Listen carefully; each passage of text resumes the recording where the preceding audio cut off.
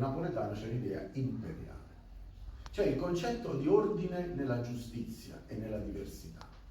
Ecco, per questo i napoletani sono aperti, perché Napoli ha sempre vissuto sotto l'impero, dal 326 d.C., scusate, avanti Cristo, dal Fedus Neapolitanum, in cui Napoli si accordò con Roma in cambio della non resistenza militare, per il riconoscimento della sua lingua, che era quella greca, e della sua cultura, che era quella magno-greca, eccetera. Da allora Napoli ha preso i colori di Roma,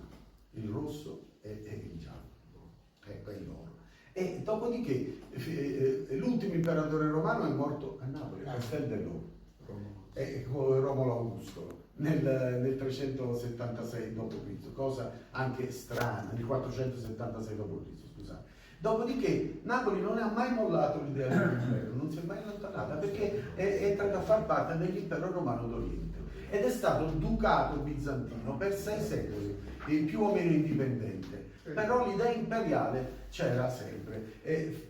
Si parla di una svolta di quando l'effigie dell'imperatore sulle monete napoletane fu sostituita dall'effigie di San Gennaro.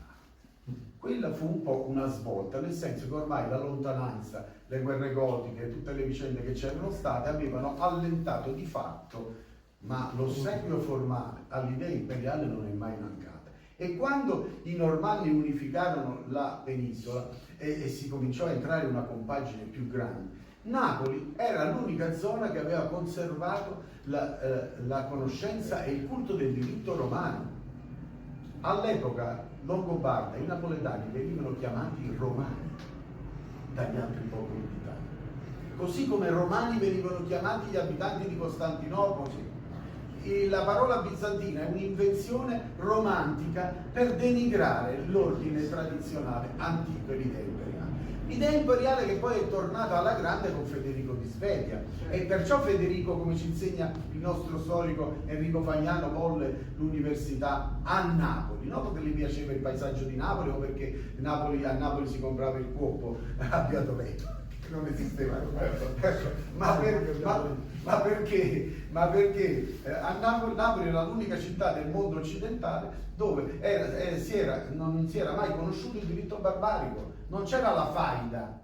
o il giudizio di Dio in cui l'imputato veniva buttato da una rupe e se sopravviveva si